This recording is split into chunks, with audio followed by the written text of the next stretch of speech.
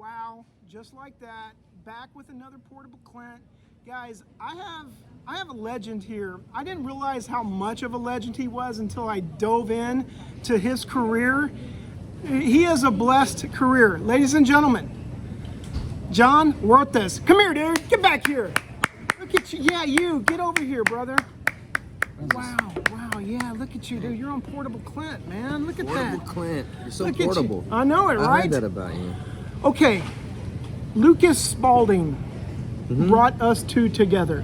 I worked with you because you and I did. No, but how do you know Lucas? He directed you and I. That's when you met him? That's when I met you. I thought you already knew Lucas. I knew Lucas beforehand. Yeah, but Lucas, so how did you know Lucas? He hired, I don't know, he saw me at a callback and he remembered me and he brought me in for that short film that we did together. Right on, cool. And so I spent a whole day with you, but I was always in the back seat and you were in the front and you had a mustache the whole time. Yeah, it was a cop stash. Yeah, a cop stash.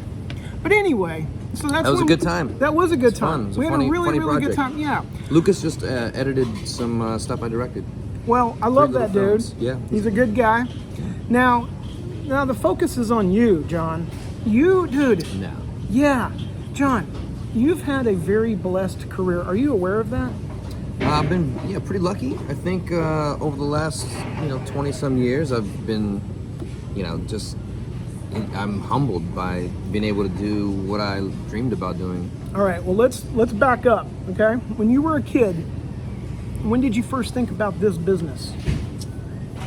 I would say I first thought about it when I was around 6 or 7 years old. I was already a huge fan of like film and television, but I just loved like films, and I loved films that had kids in them. I thought like I'm gonna work with that kid one day, not realizing that when I'm a grown up, they're not kids anymore. Right. I was like, why is Ricky Schroeder so tall now?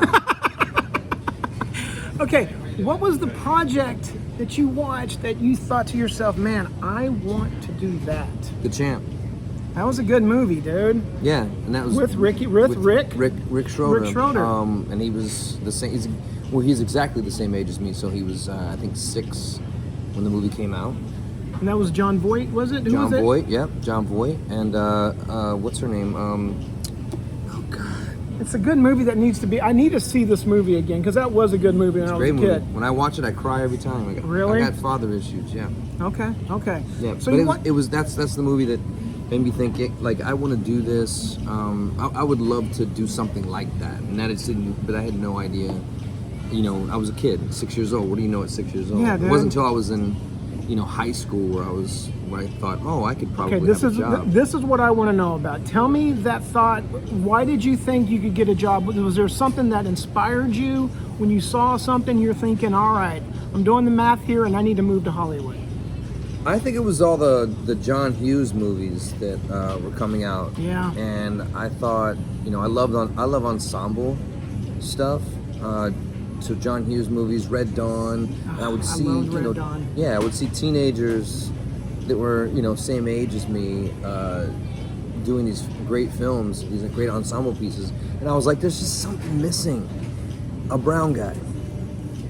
There were no brown guys, so I was like, they need one. Yeah. Let me get to LA and become an actor, and hopefully the next time they make a Red Dawn, I could be in it. Well, Pepe Serna was in it. You know who Pepe Serna is? The original Red Dawn? Yes. And I'm friends with Pepe. Yeah. Was he in the original Red Dawn? Yeah, man. He was one of the fathers who gets shot. He's the guy running and they shoot him and he falls down. I know a lot of people do that, but it was actually a beautiful shot. Yeah. But Pepe's wonderful. Pepe. Oh, great. Yeah. I love Pepe. He's great. He's a great guy. I've known him for a long time now. He's from the same hometown as I am. Really? Yeah, so we actually, Texas? Yeah, from Corpus Christi, Texas. Oh, okay. And I actually interviewed him on my show in Corpus. I had to go to Corpus for both of us to be interviewed. Did he move back there? No, he lives on the other side of Palm Springs. Oh, Palm Desert. Palm Desert. Yeah. He used to live in Orange County. He sure did. Yeah. Okay, where's home? Where did you grow up? I grew up on the East Coast. I graduated high school from Northern Virginia. Okay. A place called John Hanley High School. And I joined the Air Force after, I tried to go to college, didn't work out. Okay. And then I forgot to go. Yeah, I joined the Air Force and you know, it took me about 8 years to move out here after I was in the Air Force for 8 years, and then I've been here ever since, like 1995 I moved here. Well, hold on, but you have an IMDb credit starting at 93. I've tried to have that removed a million times. Are you serious? Yeah, I'm not in that movie. I never worked on the Webbers. wait. I was still in the Air So Force. wait, you're not part of the Weber series? Dude, I got the wrong guy then, man. Sorry. I'm See you sorry. later. Bye, guys. Okay. The Webbers. The Webbers. I tried to find like that on like pieces of it on YouTube. I Yeah. found it, and I was definitely not in that. I was still in the Air Force at the time, stationed in Louisiana in 1993. There was no way. And Okay. I've told IMDb a million times, like, yo, I wasn't even here yet. Okay, so you get here in 95, you roll into town. Who do you roll into town with? My dog, Isna, Isna, where do y'all move to? I'd like to know the exact location. Torrance, California. So I'd done correspondence with this landlord, and it was in Torrance, California.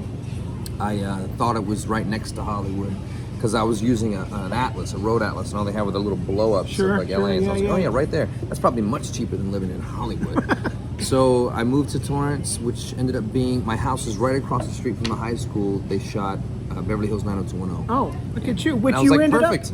I was like, I'll go across the street and say, hey, I'm here, guys. I'd love to have a role in your show. up. But John, Yeah. your second IMDb credit is 90210. It's true, but it wasn't until the college years.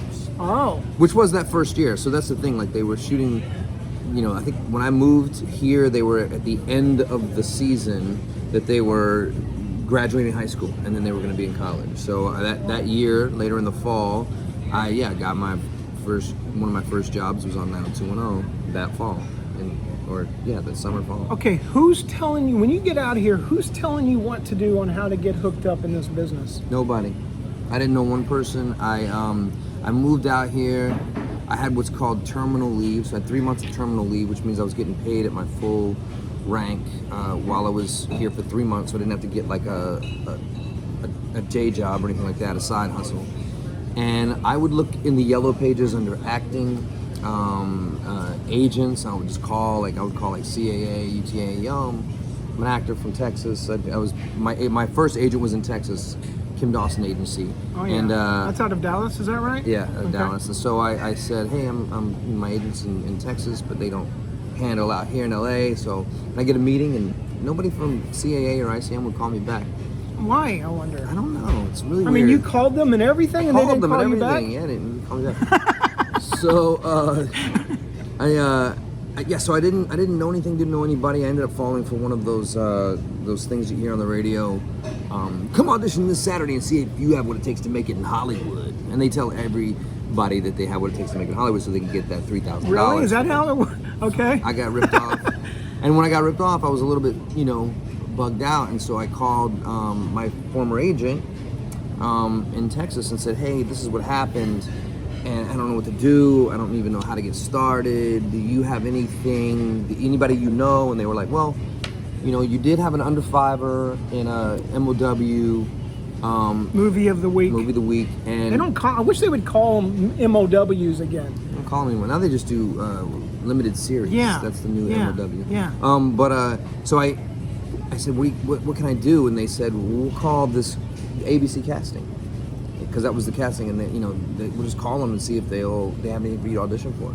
And they said that I could come in and audition for this thing, and I You got called it. ABC casting. I up. didn't. Okay, My they- former agents did. Oh, okay, so they talked. So they knew somebody to call. They just didn't blindly call Yeah, up. because it was an ABC. I The got movie you. of the week was Got an ABC you. movie of the week, so they Okay. had a Gotcha. small connection to them. And I went in and I auditioned, and I got the role. It was a movie down in San Diego, an MOW for ABC, and I ended up meeting Jason Hervey. Wait, how do I know this name? He was the older brother on Wonder Years. Yes, yes, Child yes, actor. yes, I yes. I had kind of grown up watching him. I was a little older Sure, than him, but sure. a lot older than him. But I grew up watching him, and He was also on Christmas Story, right? Is that the same kid I'm thinking no, of? that's Peter Billingsley. No, but the brother. Anyway, brother? go ahead. It's the I same don't guy. know. I think Is it is. it? Yeah, I think it is. Jason was in Christmas Story. I think so. I could be wrong, but go ahead. But there were some other kids in there, like Billy Jane, Christopher, whatever. Who Billy played- Jane. Yeah, Christopher whatever, who played the older brother on he played Greg on the Brady Bunch movies, the reboots. Yes, that yes, kid was in yes, it. Like there were a bunch yeah. of these young Hollywood types in there, and I was like, oh wow, I'm working with these. I was playing a teenager even though I was like 26 years old. But Jason had never met like a guy who served in the military, and then I had never met someone who had grown up in Hollywood, which I would have loved to have done. So we would just like between setups talk each other's ears off about my experience, his experience, and I was he was super curious, I was super curious, and then we'd do a scene and he'd be like, "Oh man, you're really good.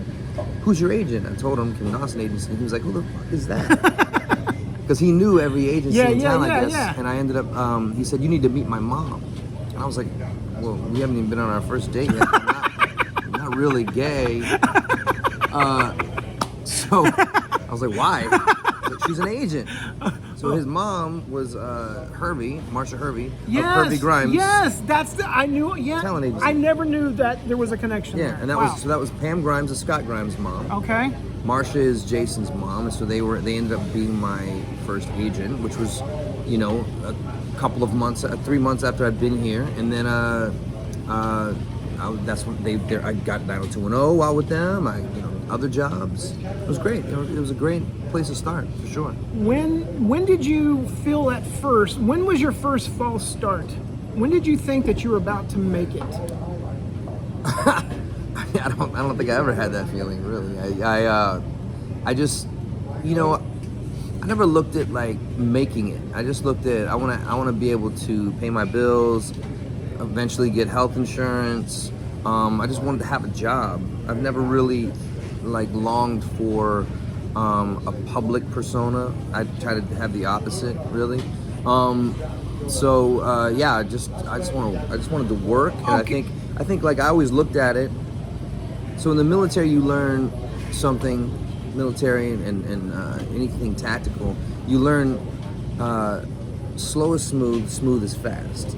So I kind of look at like a career like that. Say that one more time, please. Slow is smooth, smooth is fast. Okay. So when you see people, real like responders and military people actually engaging in whatever their operation might be, whether it's a simple EMT paramedic like taking care of somebody, it's not this frantic rushing like they do in television and film where it's like you gotta go, you gotta get it. It's like take your time, go smooth, and if you do your job smoothly, then you're doing it faster than like the panic you do. Yes. So I took that approach with say my career. Like I just want to work slowly, like building up a body of work, proving that I'm hireable, proving that I won't fail when I have the job, hopefully, and just keep it going slow and steady. And that's what I think I've done. I never made it. Well, you say you never made it? Are you telling me that? Because you made it to I made a career out of it. Yeah.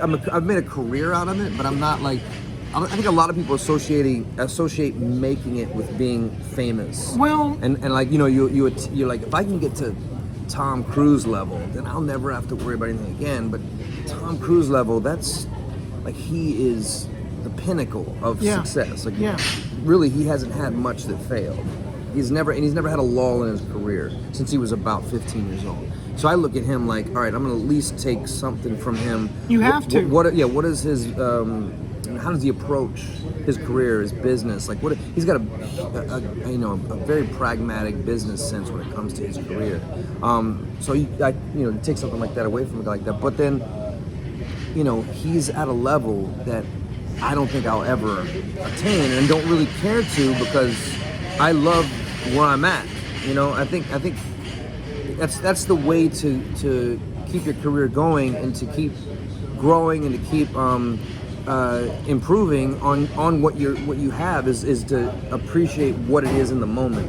So be really happy with what you have right now. Whether, even if you live in a studio apartment, with a Murphy bed, and like you're still like a professional actor, which you're a professional actor even when you're just auditioning. Like, I think that's the dream. I remember my first audition. I think it was for 90210. I think.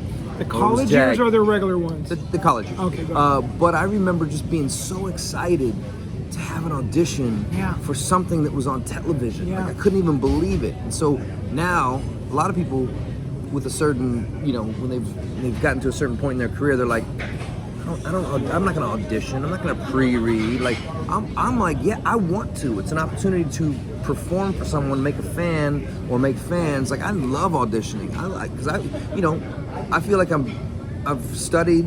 I'm always studying. I want to show people, like, this is how fucking good I think I am. Okay, Jon, I'm gonna say something about you. Okay, here's what I love about you.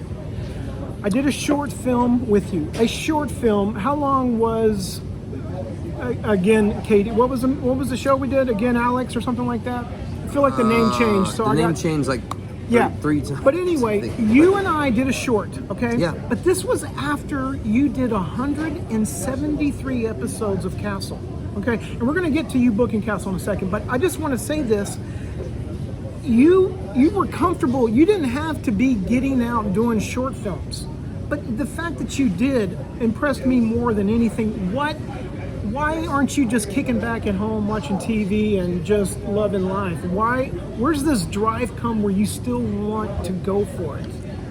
Well, I think it's kind of, going back to what I just said. Man. No, like, I get that. I love performing. I love working. I love acting. I just love to bring someone's vision to life, and really, especially in things like short films, because these are filmmakers that are usually budding. They're usually just getting their career started, and if you can give them like an experienced piece of talent, it's only going to make their job easier. So, and which means that you're giving back to someone who was kind of in the same boat you were in. Yeah, and that's kind of where I come from, because I didn't have someone to help me. I didn't know anybody. So, I kind of did it on my own, except for, Jason Hervey and his mom and, my former agent. But other than that, it was, I wanted to hear from or be next to someone with a level of experience that I didn't have. Okay, Jon, I'm going to ask you this question because for some reason last night I thought about this question when I was going through it, and then you tell me about your military training and stuff like that. What's your morning routine? What time do you get up in the morning? I usually get up around 5:30 or 6 o'clock. Okay. And I usually have a cup of coffee, a latte. Oat milk? With oat milk, and then I usually work out. I usually work out a couple of times a day. First one is usually my spin class, which I got a spin bike in my house, so I don't have to. I'm going to ask you a really stupid question. Why are you doing this every day? Why are you getting up? I mean, is it to stay sharp? Is it for health? Like, what? Why are you doing this every single morning? Well, there's definitely multiple reasons why. Staying healthy is important. I don't ask these questions to everybody. I'm specifically asking you this because you're doing something right, and I'm just trying to figure out the trick to learn. So please. Well, I think you have to stay motivated. Two of the things that I took away from the military was initiative and discipline. So initiative means, what initiative means? Sure. Take the initiative, like go for it, go after it, go like do it. This is kind of what that is. And then discipline is like, and continue to do it, to go after it. And I think for me, waking up at 5:30 or 6 in the morning is discipline. It's initiative. I work out. I want to look good in clothes. I mean, I think one of the things that us as actors, like we want to, harness whatever talents we may possess ourselves. You want to then, keep all your tools in your toolbox sharpened so that when you're called upon to improv or do whatever, like you have these tools ready to go. And then also, because there's a lot of us actors out here. So what else can I do to hopefully just inch past somebody who's got a great set of skills, who's great at what they do, who's a beautiful actor? Like how can I edge them out? Because sometimes it is about, we are competing against each other. Although I hope that every actor can be successful. But I think that's why you're successful too, because you really want other actors to be successful. Yeah, but I also want to be successful, so I need to get some jobs. So if I can look good in clothes, if I know that, all right, this character is supposed to be physically fit, I'm gonna look like that so that I can, so I can get it. That's another. It's another piece to another facet to my stone or whatever. I don't even know how to. I'm not good with analogies. No, but I'm picking up everything you're laying down. Okay, let me ask you this. Tell me, what year did you book Castle? 2008. From 2005 to 2000. From 2005. Well, you got out here. 1995. From 95 to 2008. What was going on with you? Well, I started doing. I did like a couple Warner Brothers movies, big movies. That they usually take like 3-4 months, sometimes 6 months, and then Wait, did you ever do commercials? I tried. I've done, I think, 3 national commercials, and I could not book commercials to save my life. And then one of the commercials, like the coveted beer commercial, when you're in your mid-20s, early 30s, you're like, you can get that beer commercial. Oh, I'm sad for a year at least. Yeah. So I did that coveted beer commercial, and they shelved it. Like they gave me a holding fee for like a year, and then they never aired it. I was like, what? I worked like 18 hours on that thing too. So I just kind of stopped because I just said, you know what? I'm just gonna focus. I'm gonna focus all of my energy on television and film, and I think I focused it mostly on television, just because with film, it's the pay is much different. I mean, I wanted a career. So I ended up working on Moesha. You did for a 8 season. episodes. Yeah, you did a lot of. Yeah, you did. And then I did Sabrina the Teenage Witch, and then I did. But you're booking all these shows, and you're just not booking one day. You're booking like 8-9 episodes for each series that you're on. You keep doing multiple episodes. Yeah, and then I did. Yeah, and then I did Undressed was another show, and then I did Joe Schmo. Okay, Joe Schmo. I loved Joe Schmo. That was a fun show. Yeah, Jessica Makinson. Remember her? I love Jess. Yeah, I do too, dude. So I funny. love her, man. She's been on this. Has she? Yeah. She's see hers. Yeah, on she's on there, channel. dude. She's on there, man. She's like my 3rd highest rated person on here. Oh, really? Yeah, people love her. I love her. She's funny. She's awesome. But that's not about her. It's about you. So you're doing Joe Schmo. You're doing all of that. Are you struggling any days in there?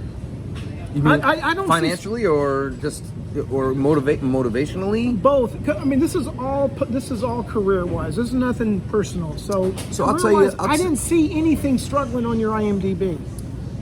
I will say that there was a point in my career where I left Sabrina so that I could go test for a show because they wouldn't test me if I was on that show. So you literally quit a show, Sabrina.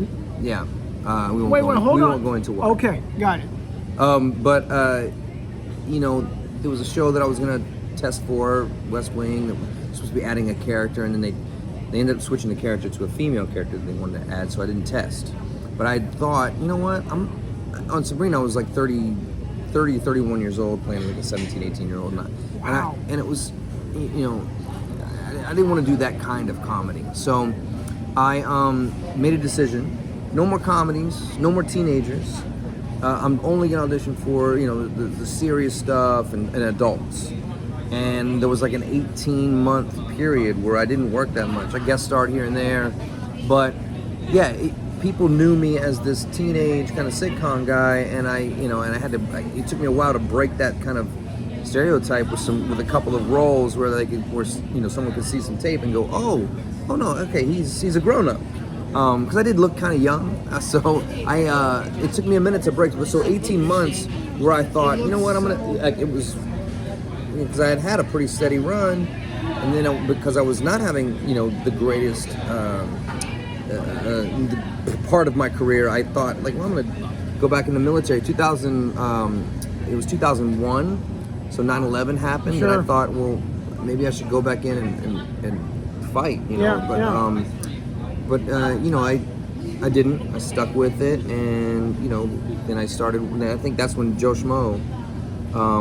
Soon after that, I mean, I did a bunch of recurring stuff, and then I did a couple really cool independent films, and then and then Joe Schmo was like the first series where I was like, doing every episode, and then from there. I loved the Joe Schmo show. I loved it. Yeah, it was it. to me. It was I went through the Groundlings, and so as an improvisational actor. See, you did the Groundlings. Mhm. Okay, all so right. as an improvisational actor, like to be able to improv with someone who's a real person and make them think that your outlandish character is a real person was amazing, and so rewarding. What was your character description on that show?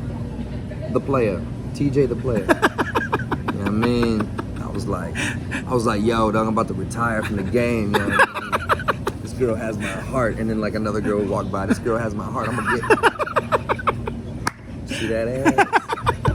And so it'd be like that, so in hopes that he would tell her like, yo, this guy's a player, and the guy never did, which made me think like, what kind of guy is this? That's funny stuff. Do you feel like that was? I know you were on the Moesha show and Sabrina, but what was the first time people started noticing you off the streets?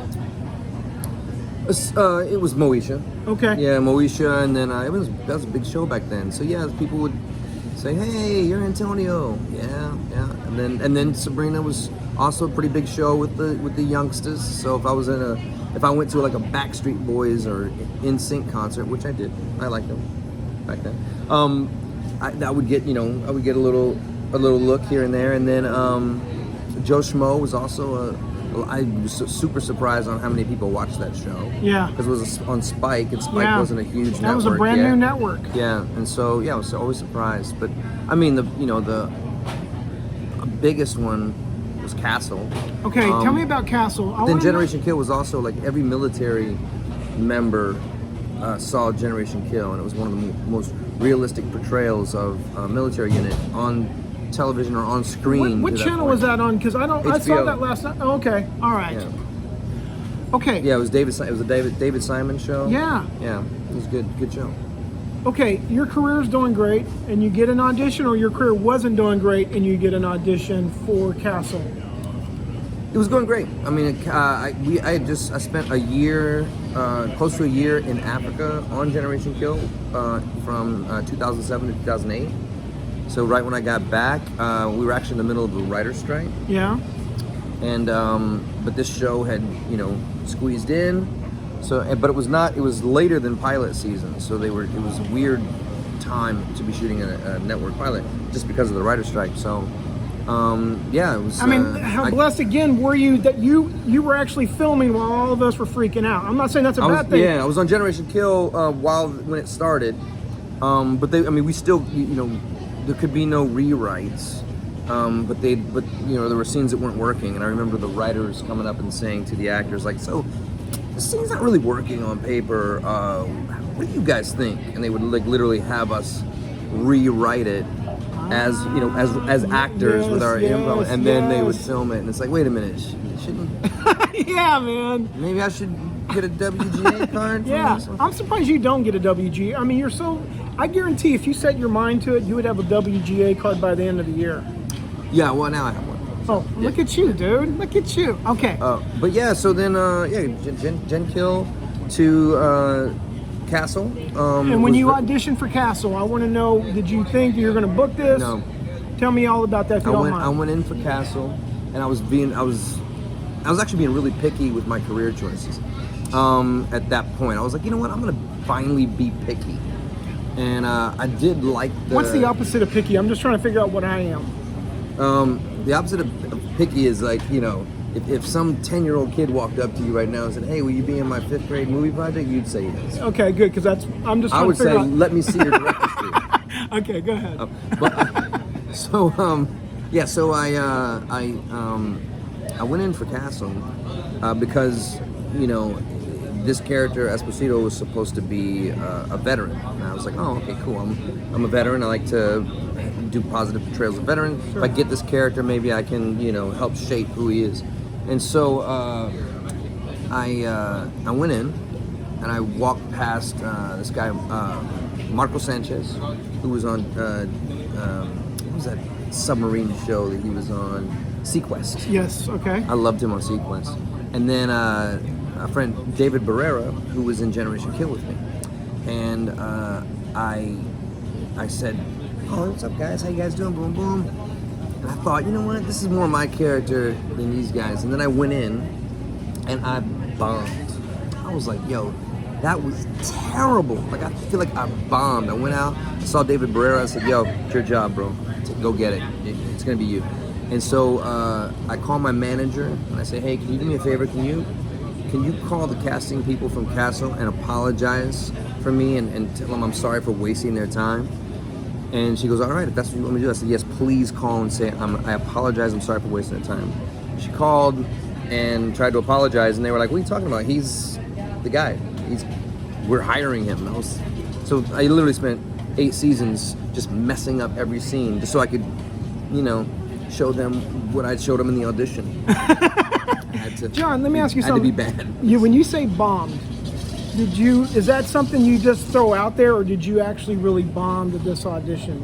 So for me, I mean, there's a feeling I have when I know, all right,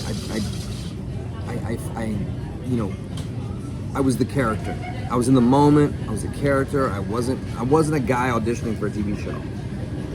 I felt like a guy auditioning for a TV show. I was in my head. I wasn't like present. I wanted to do it again. They were like, no, it's fine. We got it. And I was like, oh no. So they thought that I bombed too. Right. So it's amazing what we do in our head, dude. So I just didn't feel like I was there as the character. I didn't feel like I was the guy. And then somehow they saw it before I did, which is what happened. Okay, I'm gonna pull on the side of the road for a second, okay, and ask. You gonna pull over? Yeah, pull over for a second. No. Okay. Oh. There is a group of girls over here, over to the right of us, staring at you. Now, well, how do you know? That happens. Listen, I know, but how do you know when people notice you when you're out and about? Is there something that you know when people know? It's usually this right here. Okay, because it's funny because one of the girls they wanted to take a picture of you, so they took a picture of the girl, but then you can tell that they moved. Oh, they framed it over. Yeah, I've seen that trick before. And here they come. There they go. Those were your fans right there. But that's crazy though. It's like they were so excited to see you sitting here. I mean, but you get that a lot though, right? It depends. When I'm usually I'm rocking a beard. So it's starting to grow it out right now. So I don't really get it. But it's always humbling, but also just I get a little anxiety that people know who I am and what I look like. If you go into a Ralph's grocery store to shop and people notice you there, will you continue shopping there, or will you leave to go to another grocery store? Continue shopping. Come on, man, I need that chocolate. Well, but if I know somebody at a grocery store, I will just leave and go, oh man, I don't want to run into that person, and I will go to a whole other grocery store. Well, those are usually your exes. Right, exactly. Okay. All right, so you booked this. Did you have any idea what Castle would be? Obviously you don't. But Castle used to film by my old place at by the Wilshire Bell Theater. Oh yeah, we shot down at that church down there. Yeah. And there's a church down there south of that, and then we shot at the Wilshire Bell a couple of times. Okay, but here's the thing. I used to live by there. I used to see things being filmed there all the time. You live on? Plymouth. Oh yeah, Plymouth. Yeah. But here's the deal. I lived there for so many years, saw so many productions. When they were filming Castle, you would have people standing outside of y'all watching y'all film. Yeah. I've never seen Crazy. that. Like, I've never seen that. Usually it would top off at about 30, and it was it was crazy. It was interesting. I had never seen that either. I worked on a lot of other shows, and I had never seen people. They ended up having this thing, a website called locationvacation.com. Oh. And okay. so I think that someone, I don't know who, LA Film, would drop, like, somebody would like be revealing, like sliding out the side door, like they're gonna be here on this day to this website, so that people could, do their vacations around like the filming schedule of the show. And so I think there were other shows that they had the same thing going on, but we had that going on. It was interesting. It was always fun. It's great to be appreciated and to be able to go and talk to people that love the show and give them a moment. It was always, we loved that. It was really cool. Okay, John, what's the best thing and worst thing about being on a series that lasts 173 episodes? I mean, the best thing is, you build up this family of the crew, the writers, the actors. That's the best thing that you get out of it. You have a great place to go work. It feels like you're just going to a family reunion and someone's breaking out a camera. Let's play pretend a little bit, and then that was great. And all the different things that I would say that as a kid, young guy, early 20s, dreaming about, like the things I dreamt about doing. I could suggest to the writers and say, they would go, oh, yeah, we'll put that in there somewhere. Wait, like that kind of stuff was cool. That's awesome. So you do that? You go up to the writers and just throw out ideas to them? Mm-hmm. Do they welcome this, or is there other writers who go, yeah, thanks, dude? I know that the I know you're a WGA member and all. I know the writers on Castle, writers on This Is Us, they're open to that kind of stuff for sure. Even Rhett Reese and Paul Wernick on Joe Schmo, it was an improv show mostly, but there was a script.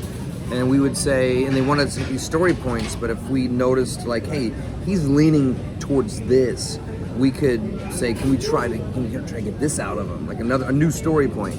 That was always cool. Very collaborative. That was great.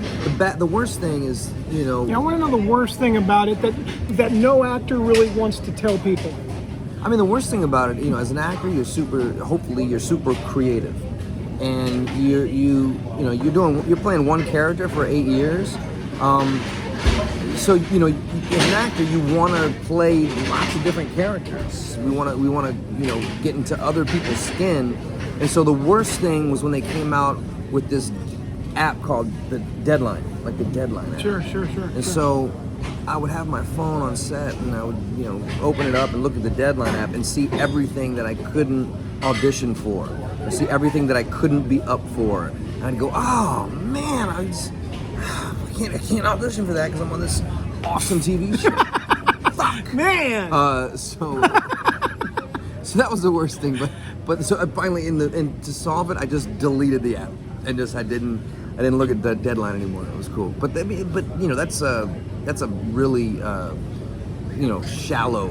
Well, I know, problem to have. No, but this is what this is about. I want to know what you guys aren't thinking, or what you're not telling people, because you can't be the only one going through that on a set, looking at other parts, going, man, I wish I could do that. I've been doing the same character for 12 years. I want to do something different. I don't blame you. Yeah, I think a lot of actors are like that. I mean, even actors that are on Broadway, they're doing a Broadway run. They've got an 11-month contract. I mean, at month 8 or 9, they're like, oh man, and what's coming out the next season? Yeah. And I would have loved to audition for that musical, or I think that everybody kind of has that, but then you just have to, remember that we're lucky enough to have dream jobs. Amen, brother. Yeah. You know what I'm saying? So, Castle comes to an end. What are your thoughts? Are you done in this business? Is that the last somebody's going to hire you? What are you thinking when Castle comes to an end? I was very surprised, but then it comes to an end, and I'm like, well, now I'm going to be picky, and I was really targeting a cable or a streaming. Streaming was just getting started, but I was targeting like a streaming or a cable show, and they had announced while I was on Castle, one of the things on Deadline was Mayans, a spinoff of Sons of Anarchy. Yes. You were on Sons of Anarchy. I was. Remember I told you one of my high school friends, like, oh yeah, that's right. Like, Yeah. He was like, I love that guy from Sons of Anarchy. Yeah. I was like, those were the best fans. I haven't done much, but those guys, there's a big SOA fan following out there. So I'm one of the Mayans, and it just took a long time for that show to go. So while I was waiting for it, targeting it, I told my reps, I was like, look, let's target this show. I don't really want to do another network series regular gig right now. I want to chill. I didn't have to have a job right away. I love working, but what can I guest star on? What kind of film work is out there? And there was This Is Us. There were a couple of things. I got back. I was out of town when I got canceled. Got back, and I was like, well, what are we gonna do? And with my reps, and they were like, well, just let people know that you're out there, and that you can just tell us what you do and don't want to be up for. And then they started sending me things saying, what about this, what about that? And there were about 3 things that I was like, oh yeah, I like that. One was with Jason Bateman, who I've loved since I was a kid. Yeah, dude, same here, man. I loved Jason Bateman as a kid, dude. I loved it. Ozark was that show, and so I was like, oh yeah, cool. And then One Day at a Time, which was a nice recurring arc. So I did a couple of chemistry reads with Justina, and then the same casting person from One Day at a Time said, hey, there's this other show that they're adding a character to. Would you be interested? And I was like, sure. And they were like, yes, got the highest viewed trailer for any pilot that anyone's ever done. Like online, this trailer, it amassed like 4 million views or something just for the trailer. They only shot 1 episode. It hasn't even aired yet. And so I went in thinking like, oh yeah, it's a little recurring gig, playing the lead guy's best friend, not knowing that it was the role was gonna be what it was gonna be, because obviously I wasn't able to get on Sons of Anarchy, or not Sons of Anarchy, but the Mayans. Yeah, the Mayans. Yeah.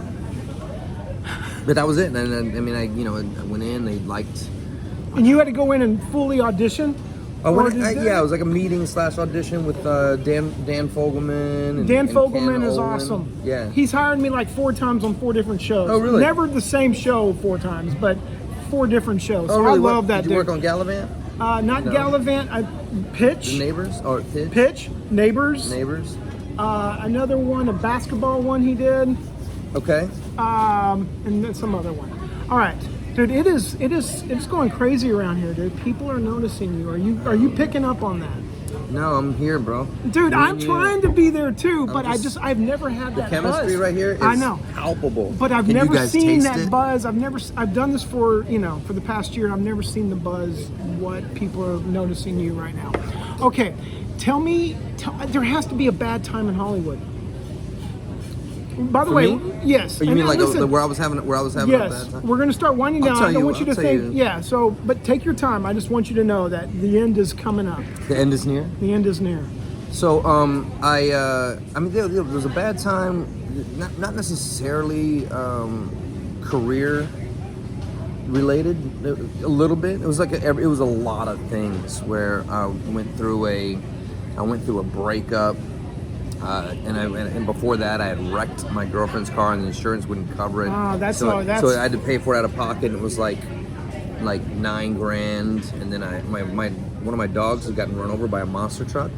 And What? Yeah, and A monster truck? Yeah, on my birthday, like the day of my birthday, my first birthday party that I was ever throwing. And I had one of my friends from that I was stationed with in the military was out to visit, and something happened where his girl, opened the gate, grabbed the dog's collar, and then for some reason just let it go, and it ran straight into the street. And me and my the guy I served with was chasing after the dog, and I heard him scream like, oh my God, no! I heard that, and I was behind him because he's really big. Oh big man, guy. dude! And I saw my dog then like this big tire, and then the dog coming out from underneath it and tumbling. Oh, come on! Yeah, on my at 2:00 when the party was starting, right at 2. So I ran there. My friend who had just went through EMT school found a piece of styrofoam, it was like its backboard, and we took it to the first vet, and the vet was like, we can't do anything about that. That dog's gone. I was like, yeah, she's still breathing. And so I took it to another vet, and that vet was like, well, we don't know what we can do. I said, just try. I don't care how much it costs. It cost $10,000. And she was in a body cast for about 4 months. They saved her though, but it sucked $10,000 out of my account, $8,000 out of my account, $9,000 out of my account for the car. Then I went through a breakup. My career. Yeah, but how was the birthday party though? Party was off the hook. It was great. Everybody just asking me, "How's your dog? Is she alive?" So anyway, I was going through a bad spell, and it was at the end of that. Remember that 18 months that I talked about? It was towards the end of that, and I was like, this is why am I doing this? And I thought maybe it's because I'm an atheist. I don't have Jesus in my life. So I tried church out for a minute. I was a seeker. You was a seeker. What year was the seeking? The seeking was 2003. Okay, and how long did that last? I would say that the seeking lasted about 3 months. Okay. And I met a girl in that church, and then we started dating, and it wasn't working out. She was absolutely bonkers. I figured out real quick. Nah, you know what? It's not, because there are sometimes you just go through a spell. I actually believe in energy. So any kind of negative energy that you might throw out there, and I don't mean like being mean to people, just if you have negative feelings, if you have negativity just as a part of your aura, and you put it out there, then that's gonna radiate back to you. So I felt, you know what, I'm just gonna be super positive. I'm gonna, change everything. I'm moving to Venice, move to the beach area, and I'm just gonna put out positive vibes. I don't care that I'm not working on the things that I want to work on. I don't care that I don't have a girl right now. I don't care that, my dog's at a body cast. I did care.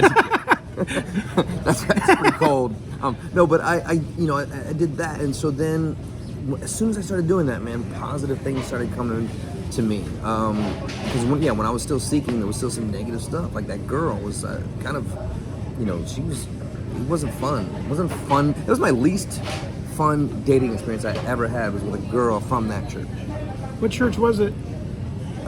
Bel Air First Presbyterian. Okay. I don't know. I mean, it's a beautiful church. It's not the church's fault. It's a great building. I think most churches are not most. There are some of the most beautiful architecture in the world are churches. I can't deny that, but I can. What I do deny is I personally don't need an imaginary friend. Okay, John, I'm just going to leave you with one thing on that, and then I'm going to move on. Okay. Don't ever stop seeking, brother. Don't ever stop seeking. That's all I'm going to say. Okay, here it is. We're going to wind down. John, what's a piece of acting advice that you keep in your back pocket?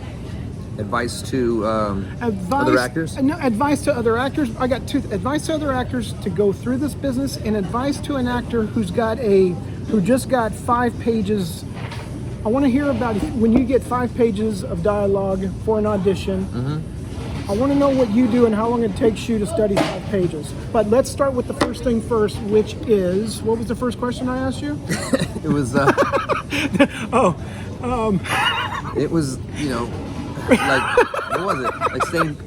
Oh, the acting advice you keep in your back pocket to get through this business. I think it's, first of all, it kind of goes back to what I was saying about being positive. I feel like if you've made this is a lifestyle that you pick. It's not just a job, it's a life. Sometimes you can, certain jobs, it's just you're picking a job, but your life is still your life, the life that you kind of were growing up and moving towards. But this is like a choice that you make to uproot yourself normally and go to LA or New York. And it is a lifestyle that you choose, so you have to be very committed to that, and you also have to be very positive that you've made that choice, because it's a very brave choice to make. So it means you're a brave person, and it also means that you're going after something that you hopefully have dreamed about. It's not just on a whim. I think that's one thing that people need to realize. Like, is it a whim, or is it something you really, really want? Is it in your heart? That's kind of what I feel like a lot of people sometimes try this out because they're just like, wouldn't that be cool to be an actor? Yeah. But when it's stuck in your heart, you go through it. Yeah, and you'll go through it no matter how poor or how little you're working. If it's still in your heart, you will continue to do it until the day you die. You won't quit. You won't leave. And then the other question that you asked was about an audition. 5 pages. You get 5 pages.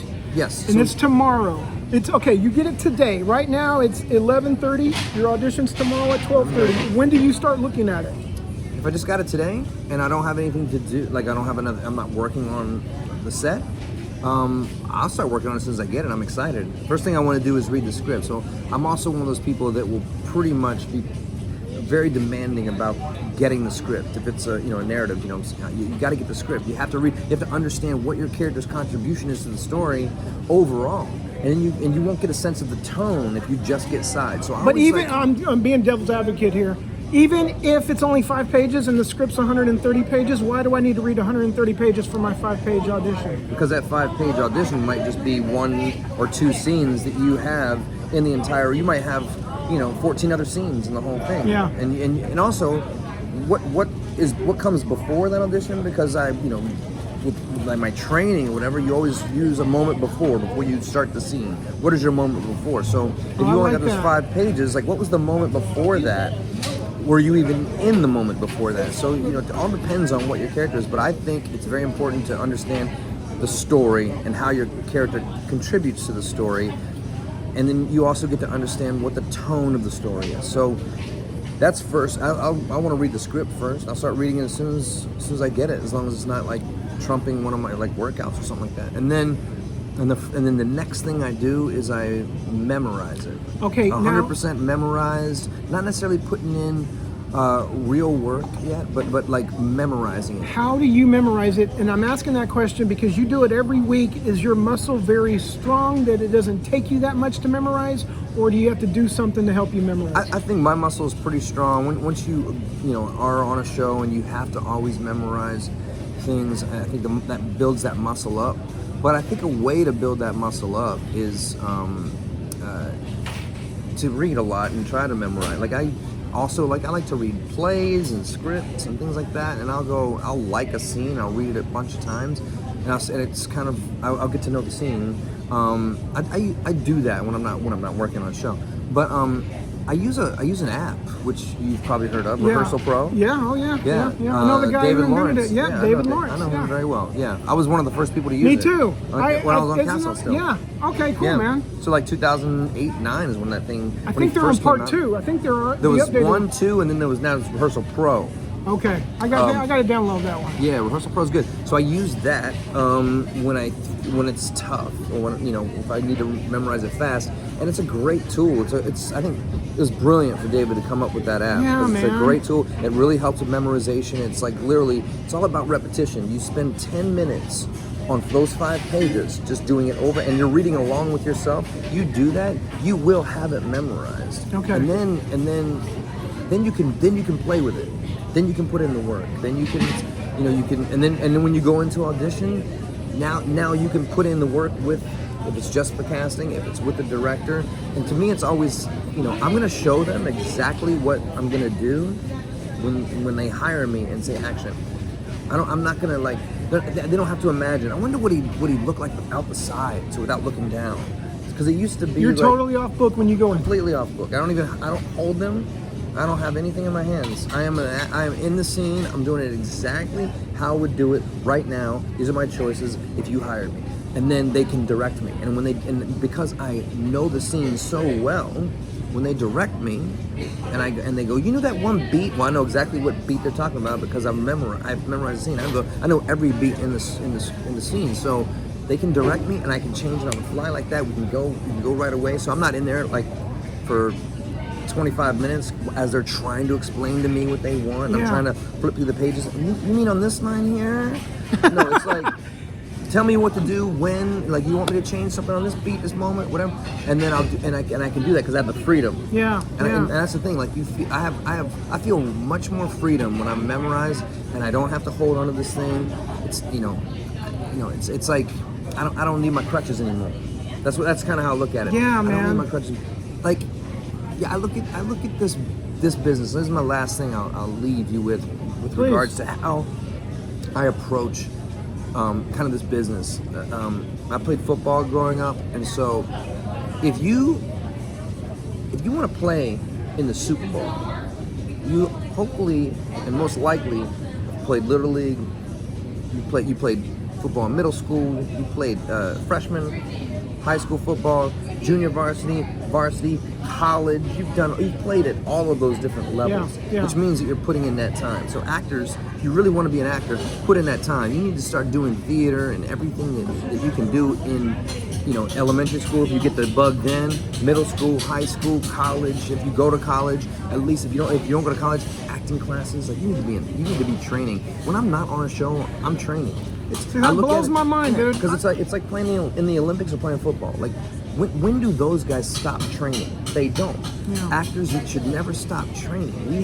We're competing at the highest level when you're working in television and film right now. You're at the highest level. This isn't regional theater, this isn't community theater, this is the highest level. So you need to treat this as if you are in the highest level. Yes, you're just like absolutely a professional athlete, just like a professional Olympian. We are professional actors, so you better be a professional. So memorize your dialogue before you audition. Jon, I love everything you just said. Here's my last question. Have you ever been on the set and you're working with a day actor, a guy who's just a co-star and actor just for the day? He shows up on the set and he doesn't know his lines. What's your thought? What's a series regular thought when they see a guy showing up unprepared? First of all, I know that person themselves are going to be have a lot of anxiety. Yeah. That actor who is not remembering his lines, who may have had them memorized, but is nervous. Yeah. Because a lot of times it's nerves, because you don't get to work as often. So when you do, you're a little nervous, and so it can trip you up. So it's about being supportive, professionally and emotionally. I will. What do you need from me to help you with the lines? It's okay, everything's cool. We're gonna get through this, man. I don't remember my lines all the time. Yeah. So it's more about being very supportive, and then and there have been certain moments where I also will shield and protect that actor, because directors can get frustrated, first ADs can get frustrated, writers can get frustrated, and they're always on set, and so if they get frustrated and they're not getting it and they're not getting what they want, they can sometimes get a little chirpy, a little little aggro, and I'm down to shield. I love that about you, Jon. I love hearing that, man. That's probably my favorite thing. You said a lot of favorite things here, but I love hearing that you're going to shield the actor, because me being the guy who shows up for that day is nervous, man. I'm scared to death. And even though I've done this for 33 years, I'm scared to death. Me too. Oh yeah, absolutely. So still to this day, if I work on something that's not my regular gig, like I think. Well, I worked on The Rookie this past season I saw that, dude. That was cool. I know you did too. Yeah. But that's Nathan, and that's the showrunner who ran Castle. So I wasn't super nervous then, but I went in at the beginning of This Is Us. I was also recurring on Elementary. Yes, you were. So I had to go out there to New York, and it's something different. I played this MS-13 type gang leader with tattoos all over his face, and I'd never played a guy like that before. So I was like, am I doing this? Am I doing what they want? How's my energy affecting Johnny? Like, does he not like me? So you get these nervous things that you just start thinking about, but if you just say, you know what, I know my shit so good. Because this is what I've noticed too on Castle, when I was on Castle especially, because we had a lot of guest stars. We don't have that many guest stars on This Is Us, but on Castle we'd have so many guest stars every episode. Most of the time the guest stars really knew their shit better than we did. Yeah, I could see that. I remember there was one guy who came in, he played an FBI agent, and it was 2.5 pages of nothing but monologue. He was breaking something down to all of us. And we were gonna rehearse. It was the first scene up of the day, and me and Nathan and Seamus and Stana came out. We got our sides, and we're flipping through to the page, and we're like, oh yeah, I'm reading my line. I'm looking at this guy, and he's just in his wardrobe already, just standing there, just banging every word out. I can't believe I don't know my 6 lines that I have in the scene. This dude knows every word of his thing, and it was on point. I was like, you know what, from now on, it was literally that moment, from now on, I am going to be that prepared for rehearsal. So I try to do that too. I think, again, it's about playing at that level. You are a professional athlete, you're a professional actor, you better be professional, you better be, you better be 100% healthy, you better be 100% ready to go, just any Olympian or professional athlete would be. I think that's super important, and it's only going to get you hired again. That guy who came on with knowing all that stuff, imagine what the writer, the director, and the showrunner, if they're seeing that, is seeing in that moment. This guy is awesome. He's ready. He's better than my series regulars are right now. I don't ever want that to happen again, where the guest stars better than this. No, I know. But John, you being a shielder is my favorite part, dude, and you are a shielder. You shielding the other actor when they mess up. Well, we have to, we have to have each other's backs. Yeah, I know, dude, and that's the way I feel about you. So, like, you just doing this, dude. I mean, we worked one time, and you still said yes like that, and I appreciate you, dude. You have that soft, sultry voice that I like to listen to. So if I can listen to it up close and personal, well, dude, you know what I mean? That Corpus Christi accent you got going on. Thanks, John. I lived in Texas. Oh, Kim Dawson. Yeah, man. I was stationed there in the military. All right, John, is there anything else I need to know about you?